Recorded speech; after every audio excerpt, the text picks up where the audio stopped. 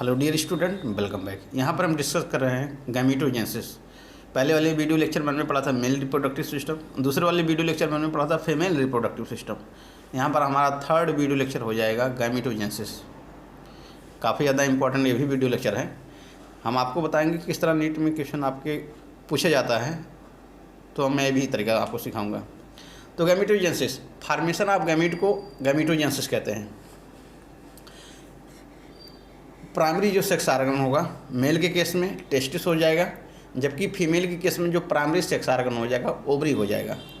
पिछले वाले video lecture में हमने पढ़ाया था टेस्टिस और ओवरी के बारे में, दोनों हमने बताया था। क्योंकि जो मेल में जो टेस्टिस होगा वो स्पर्म प्रोड्यूस करेगा और फीमेल में जो ओवरी होगा उससे ओवम का फार्मेशन होगा। क्योंकि स्पर्म और ओवम दोनों क्या होते हैं, गैमीट होते हैं, इसलिए फार्मेशन ऑफ गैमीट को हम कहते हैं गैमीटोजेनेसिस कहते हैं। अब हम यहाँ पर स्पेशली हम पहले मेल के बारे में पढ़ेंगे, फिर फीमेल के बारे में पढ़ेंगे। यहाँ पर हम पढ़ेंगे स्पर्मेटोजेनेसिस प्रोसेस। जो टेस्टिस के अंदर जो स्पर्मेटोजेनेसिस प्रोसेस जब चलता है कि इमेच्योर मेल जर्म सेल होगा, इसे हम दूसरा नाम हो जाएगा स्पर्मेटोगोनिया। और यही इमेच्योर मेल जर्म सेल या स्पर्मेटोगोनिया प्रोड्यूस करते हैं, स्पर्म को प्रोड्यूस करते हैं स्पर्मेटोजेनेसिस के द्वारा। और जो स्पर्मेटोजेनेसिस जो घटना स्टार्ट होती है वो प्यूबर्टी के समय होता है। और मेल के केस में जो प्यूबर्टी का जो एज होता है वो 13 ईयर होता है। उसी के दौरान ही स्पर्मेटोजेनेसिस बनना स्टार्ट हो जाता है। जैसे हम 13 साल के होते हैं, हमारे शरीर में स्पर्म बनना स्टार्ट हो जाता है। अब क्योंकि हम यहाँ पर स्ट्रक्चर एक बार हम आपको दिखा दे रहा हूँ, ये स्ट्रक्चर आप देखेंगे, इसके बाद तब आपको काफ़ी ज़्यादा समझ में आएगा। जो स्ट्रक्चर होता है, जैसे मेल के केस में हम देख रहे हैं, मेल के केस में ये हो जाएगा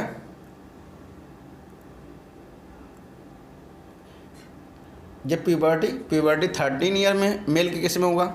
और यहाँ पर बहुत सारी स्पर्मेटोगोनिया, ये सब स्पर्मेटोगोनिया है। अब एक सबसे पहले स्पर्मेटोगोनिया हो गया, और स्पर्मेटोगोनिया में क्या होगा, स्पर्मेटोगोनिया हो गया, और स्पर्मेटोगोनिया में माइटोसिस होगा। माइटोसिस के द्वारा इनकी जो संख्या होगा स्पर्मेटोगोनिया का बढ़ेगा। बहुत सारे जब डिवीजन होगा, माइटोसिस डिवीजन करें, बहुत सारे इनकम स्पर्मेटोगोनिया बहुत सारे बन जाएंगे। और यही एक स्पर्मेटोगोनिया को हम क्या कहते हैं, प्राइमरी स्पर्मेटोसाइट कहेंगे। क्योंकि जब माइटोसिस हो जाएगा, अब वही स्पर्मेटोगोनिया का नाम रख उठेगा, प्राइमरी स्पर्मेटोसाइट होगा। और यही एक प्राइमरी स्पर्मेटोसाइट होगा, इसका क्रोमोसोम नंबर 46 होता है। और यही प्राइमरी स्पर्मेटोसाइट होगा, इसमें फर्स्ट मियोसिस डिवीजन होगा, इसे हम रिडक्शन डिवीजन कहेंगे। इसमें क्या होगा, क्रोमोसोम का नंबर हाफ हो जाएगा, इससे 2 सेकेंडरी स्पर्मेटोसाइट बनेंगे। और यही जो 2 सेकेंडरी स्पर्मेटोसाइट होगा, 1 से 2 बना। अब यही एक सेकेंडरी स्पर्मेटोसाइट एक हो गया और दूसरा सेकेंडरी स्पर्मेटोसाइट एक होगा। अब यही एक सेकेंडरी स्पर्मेटोसाइट जब सेकंड म्यूटिक डिवीजन होगा, सेकंड म्यूटिक डिवीजन मतलब एज ए माइटोसिस होगा, इसमें क्रोमोसोम नंबर चेंज नहीं होते हैं। जितना क्रोमोसोम नंबर सेकेंडरी स्पर्मेटोसाइट होगा उतना ही क्रोमोसोम नंबर स्पर्मेटिड का भी होगा। एक सेकेंडरी स्पर्मेटोसाइट 2 स्पर्मेटिड में चेंज होगा, और उसी प्रकार जब 2 सेकेंडरी स्पर्मेटोसाइट होगा 4 स्पर्मेटिड का फार्मेशन होगा। और स्पर्मेटिड का भी क्रोमोसोम नंबर 23 होता है, और सेकेंडरी स्पर्मेटोसाइट का भी क्रोमोसोम नंबर 23 होता है। अब वही जब स्पर्मेटिड का जब डिफ्रेंसिएशन होगा तो स्पर्मेटोजोआ या स्पर्म का फार्मेशन हो जाएगा। अब हम आपको थ्योरी बताते हैं।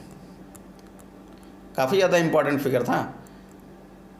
इस फिगर से आपको पूरा दिखेगा हम क्या पढ़ाना चाहते हैं, क्या कहना चाहते हैं। यहाँ पर लिखा है कि जो सेमीफेरस जो ट्यूब्यूल होगा उसके इनसाइड जो दीवार होता है उसके अंदर स्पर्मेटोगोनिया नाम का सेल पाया जाता है। कैसे, देखिए यहाँ पर लिखा है कि जो स्पर्मेटोगोनिया होगा इसे सिंगुलर नंबर स्पर्मेटोगोनियम कहेंगे। एक सेमिनिफेरस ट्यूब्यूल के वाल के अंदर की तरफ प्रेजेंट होगा। और यही जो स्पर्मेटोगोनिया होगा इसमें माइटोसिस डिवीजन होगा। माइटोसिस डिवीजन के नाते इनका अपनी संख्या काफ़ी ज़्यादा मात्रा में बढ़ाते हैं। जब इनका संख्या बढ़ेगा तो प्रत्येक स्पर्मेटोगोनिया डिप्लॉयड होते हैं और इनमें 46 नंबर क्रोमोसोम होंगे।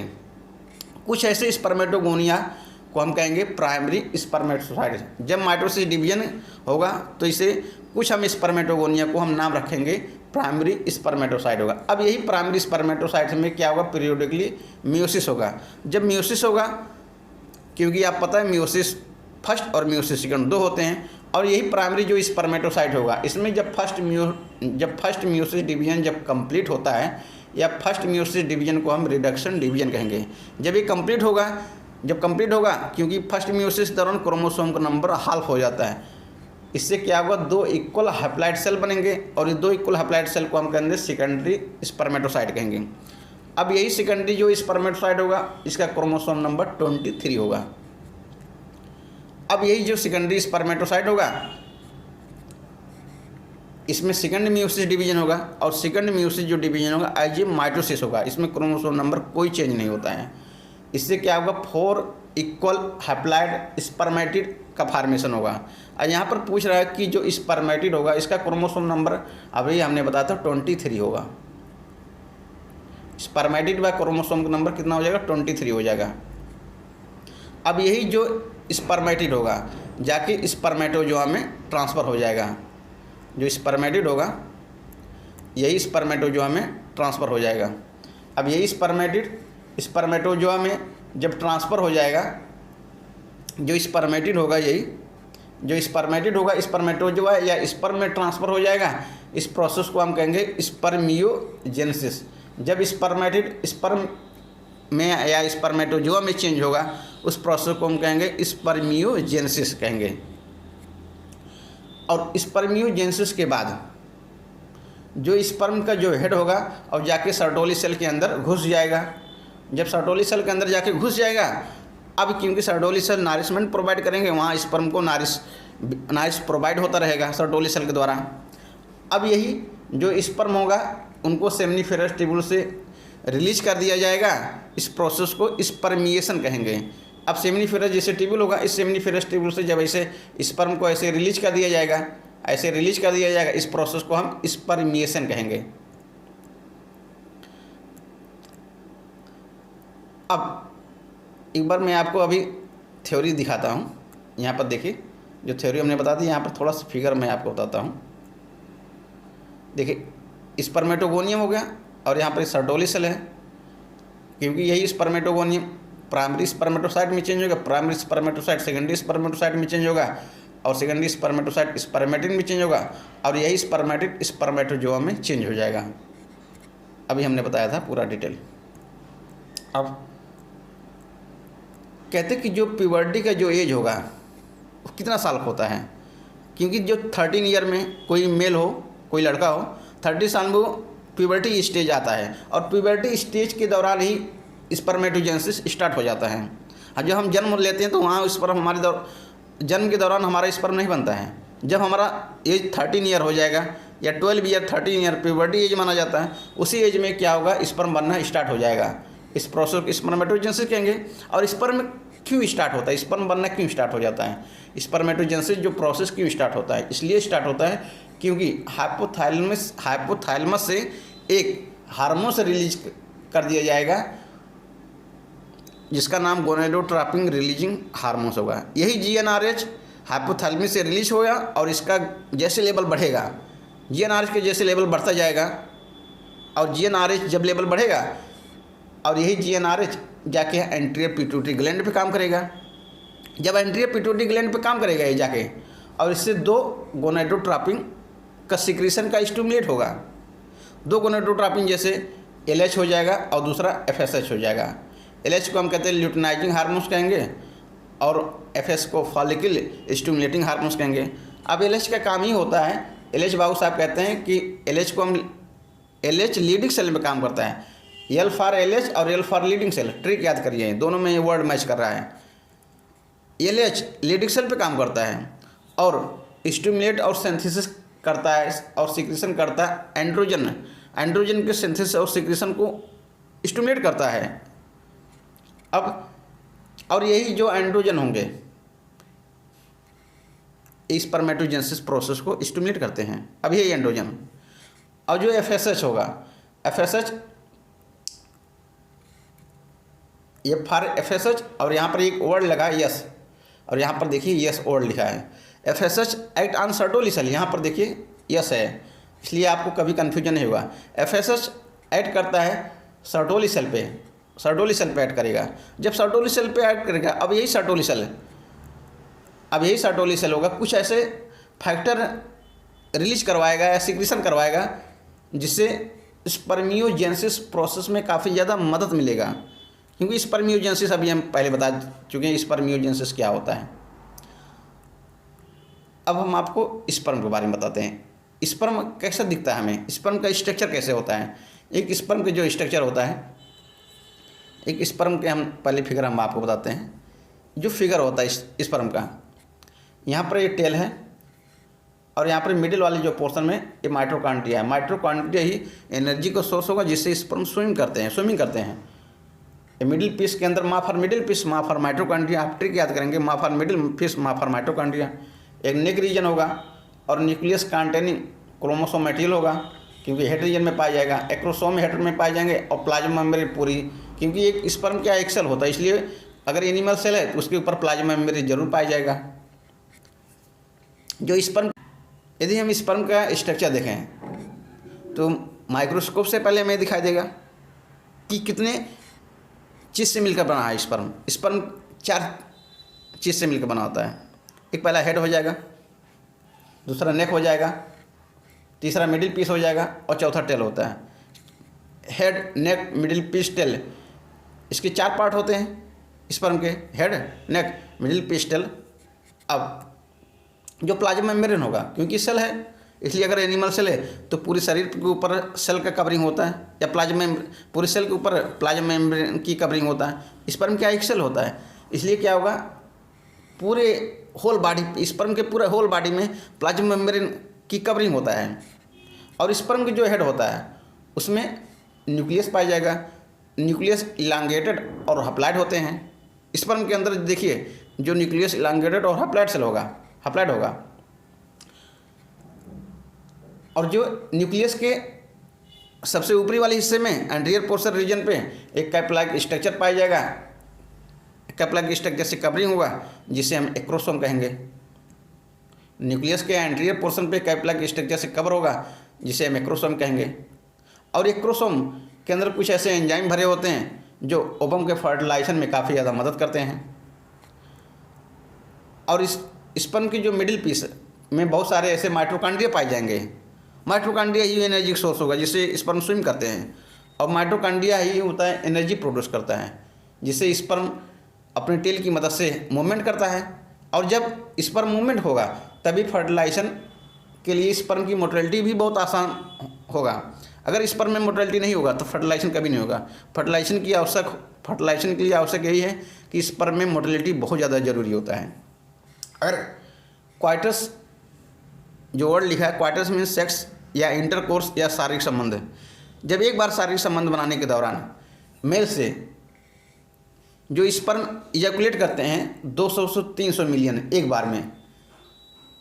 क्वाइटस के दौरान जब मेल एक बार में जब सीमेन को इजैकुलेट करेगा, स्पर्म को इजैकुलेट करेगा, इस जो सीमेन को इजैकुलेट करेगा उसमें स्पर्म का जो काउंट होगा 200 से 300 मिलियन होना चाहिए। उसमें से यदि 60%, यदि हम नॉर्मल फर्टिलिटी की बात करें जिसमें से 60% जो स्पर्म होना चाहिए, 60% जो स्पर्म होना चाहिए नॉर्मल शेप और साइज होने चाहिए। और जबकि 40% ऐसे स्पर्म कम से कम हो उनको बहुत ज़्यादा ताकत होना चाहिए, बिगरस मोटिलिटी, बहुत उसमें तेज़ी से मूवमेंट होना चाहिए। अगर दोनों में परसेंटेज उल्टा हो गया तो आदमी नपुंसकता का शिकार होगा। अगर 60% बिगरस मोटिलिटी हो गया और 40% नॉर्मल शेप साइज होगा तो आदमी नपुंसक हो जाएगा। अगर अच्छा नॉर्मल कंडीशन होने के लिए 60% नॉर्मल शेप और साइज होना चाहिए स्पर्म का और 40% बिगरस होना चाहिए, काफ़ी ज़्यादा एकदम ताकतवर होना चाहिए उसके अंदर मूव करने के लिए। अब जो स्पर्म होगा, अब यही स्पर्म सेमिनिफरस ट्यूब्यूल से रिलीज करवा दिया जाएगा। और जब सेमिनिफरस ट्यूब्यूल से रिलीज करवा दिया जाएगा और जाके एसेसरी डक्ट में इनको भेज दिया जाएगा, जाओ मरो। अब यही जो स्पर्म होगा इसे सेमिनिफरस ट्यूब्यूल से रिलीज करवा दिया जाएगा और रिलीज करने के बाद इनको एसेसरी डक्ट में भेज दिया जाएगा। जब एसेसरी डक्ट में भेज दिया जाएगा, अब epidermis vast difference seminal blood और प्रोस्टेट ग्लैंड से कुछ ऐसे एसेंशियल मटेरियल सिक्रीशन होता है ताकि स्पर्म का मैच्योरेशन और मोटिलिटी के लिए बहुत ज़्यादा आवश्यक होता है। जितनी भी ग्लैंड होते हैं जो हमने अभी बताया था, epidermis vast difference seminal blood prostate से कुछ ऐसे एसेंशियल सब्सटेंस का सिक्रीशन होगा जिससे स्पर्म मोटिलिटी और मैच्योरेशन के लिए काफ़ी ज़्यादा आवश्यक होता है। अब जैसे सेमानिल प्लाज्मा और प्लस स्पर्म बन गया, दोनों मिला के सीमन बनता है। सीमन यदि आपको समझना, जैसे आप चाय समझिए, दूध और प्लस चीनी और चाय पत्ती सब मिला देते हैं तो हमारा चाय बन जाता है। सीमन को आप समझना तो चाय समझिए। अब चाय कितना मीठा है तो पीने के बाद ही पता चलेगा। तो इसी प्रकार सीमन के अंदर स्पर्म काउंट कितना है वो तो क्वार्टर्स के दौरान ही, और जब रिजल्ट आएगा प्रेग्नेंट महिला हो रही कि नहीं रही उसी के दौरान पता चलेगा। उसी प्रकार यहाँ पर सेमानियल प्लाज्मा जिसे हम दूध मान लेते हैं और स्पर्म को चीनी मान लेते हैं, जब दोनों और चाय पत्ती मान लेते हैं, दोनों को जब हम मिक्स करेंगे तब जा कर के सीमन बनेगा। और यही सीमन के ऊपर डिपेंड करता है भाई कितना परसेंट उसमें नॉर्मल स्पर्म और बिगर स्पर्म कितने परसेंटेज होगा। मेल सेक्स एसेसरी डक्ट और ग्लैंड का जो फंक्शन होगा वो मेंटेन किया जाएगा टेस्टिकुलर हार्मोन्स या एंड्रोजन के द्वारा। काफ़ी ज़्यादा इंपॉर्टेंट पॉइंट है कि अगर मेल सेक्स एसेसरी डक्ट हो चाहे ग्लैंड हो, अगर इसके फंक्शन को मेंटेन हम करते हैं टेस्टिकुलर हार्मोन्स या एंड्रोजन के द्वारा। अब हम पढ़ेंगे फीमेल के बारे में। फीमेल के बारे में पढ़ने से पहले एक बार हम आपको ओजेंसिस पढ़ने से पहले एक बार मैं आपको फिगर दिखा देता हूँ, तभी आपको समझ में आएगा। जैसे ये ब्लड वेसल्स होगा, प्राइमरी फाल्किल चेंज होगा सेकेंडरी फाल्किल में, और सेकेंडरी फाल्किल होगा और सेकेंडरी फाल्किल जाके टर्सरी फाल्किल में चेंज होगा, और टर्सरी फाल्किल में जो कैविटी होगा इसे एंट्रम कहेंगे, और यही टर्सरी फाल्किल ग्रेफिन फाल्किल में चेंज होगा, और ग्रेफिन फाल्किल का जब रप्चर होगा तो ओवम का फॉर्मेशन होगा, और जो ग्रेफिन फाल्किल का ओवुलेशन के बाद जो रेमनेंट पार्ट होगा चेंज हो जाता कार्पस ल्यूटियम में। अब oogenesis का स्ट्रक्चर मैं आपको यहाँ दिखाता हूँ। दोनों में देखिए किस तरह डिफरेंसेज होते हैं, मेल और फीमेल में डिफरेंस भी बताएंगे हम आपको। ये दोनों में स्ट्रक्चर एक साथ डिफरेंस आपको दिखेगा। सबसे पहले यहाँ जैसे oogonia होगा, जिससे बच्ची होगा। बच्ची किस स्टेज में, क्योंकि दोनों में अंतर क्या होता है, स्पर्म की जो फॉर्मेशन जब हम 30 साल के होते हैं, जब 13 साल का हमारा उम्र होगा तब हमारे शरीर में स्पर्म बनना स्टार्ट होगा। जबकि फीमेल के केस में जस्ट उल्टा है। फीमेल के केस में जब बच्ची मम्मी की पेट में ही होती है तभी उसके शरीर में oogonia बन जाते हैं। और यही जो oogonia होगा माइटोसिस का डिफ्रेंसिएशन होगा। ये सब फीटल लाइफ की स्टेज में बता रहा हूँ। यही oogonia होगा, इसमें माइटोसिस डिफ्रेंसिएशन होगा। अब इससे प्राइमरी ओसाइट में इनका नाम हो जाएगा। और यही जो प्राइमरी ओसाइट होगा, और प्राइमरी ओसाइट के स्टेज में बच्ची का जन्म होगा, बर्थ चाइल्डहुड, यही बच्ची का जन्म प्राइमरी ओसाइट में होगा। और यही जैसे बच्ची 12 साल की एज में आते आते यहाँ पर फर्स्ट म्यूटिक जो डिवीजन कंप्लीट ओवुलेशन के पहले होता है। ओवुलेशन के पहले ही फर्स्ट म्यूटिक डिवीजन कंप्लीट हो जाएगा, तब जाकर सेकेंडरी ओसाइट में चेंज होंगे। और यही जो प्राइमरी ओसाइट होगा जब ये डिवीजन होगा, क्योंकि इसमें म्यूसिस हो रहा है, क्रोमोसोम नंबर हाल्फ हो जाएगा, क्योंकि इसका प्राइमरी ओसाइट का क्रोमोसोम नंबर 46 होगा। और जब ये म्यूसिस डिवीजन होगा, फर्स्ट पोलर बॉडी इनका भी क्रोमोसोम 23 हो जाएगा, और सेकेंडरी ओसाइट इनका भी क्रोमोसोम नंबर 23 हो जाएगा। अब यही पता नहीं कि सेकेंडरी पोलर बॉडी आगे चल के डिवीजन करेगा नहीं करेगा, अभी साइंटिस्ट को नहीं पता है इसके बारे में। अगर डिवीजन करेगा तो टोटल 3 पोलर बॉडी बनेंगे, अगर डिवाइड नहीं करेगा तो इसके बारे में भी तब 2 ही पोलर बॉडी बनेंगे, first polar body second polar body.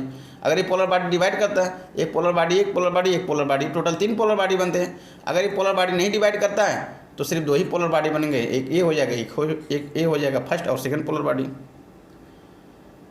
अब यही बच्ची का देखिए प्यूबर्टी स्टेज आ गया, और प्यूबर्टी से जैसे एडल्ट रिप्रोडक्टिव लाइफ होना, जब एडल्ट रिप्रोडक्टिव लाइफ होगा तो यही सेकेंडरी जो इस ओसाइट होगा ओवम में चेंज हो जाएगा। ओवम हैप्लॉइड होते हैं, इनका क्रोमोसोम नंबर 23 होता है। दोनों में अंतर क्या होगा मेल और फीमेल में, अंतर ये होता है कि मेल में जब एक प्राइमरी स्पर्मेटोसाइट से 4 स्पर्म का फार्मेशन होगा मेल के केस में, जैसे अगर 25 स्पर्मेटोसाइट होंगे तो 100 स्पर्म का फार्मेशन होगा, और फीमेल के केस में यदि 100 स्पर्मेटोसाइट होंगे तब जाके 100 ओवम का फार्मेशन होगा। यही सबसे बड़ा अंतर होता है।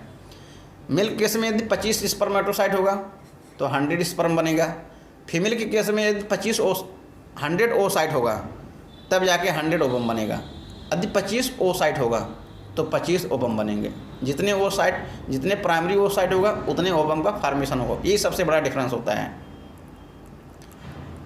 अब थ्योरी की तरफ हम चलते हैं। देखिए, फार्मेशन आप अगर फीमेल के केस में हम देखें, formation of mature female gamete को हम oogenesis कहते हैं। उलाला गाना फीमेल के लिए चलता है, इसलिए हमेशा याद रहता है मुझे कि formation of mature female gamete को oogenesis कहते हैं।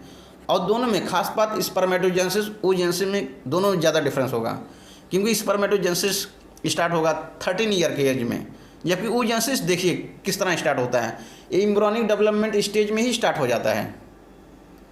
और जब बच्ची माँ के पेट में होगी तो प्रत्येक फीटल ओवरी में couple of million gamete mother cell या ओगोनिया बन जाते हैं।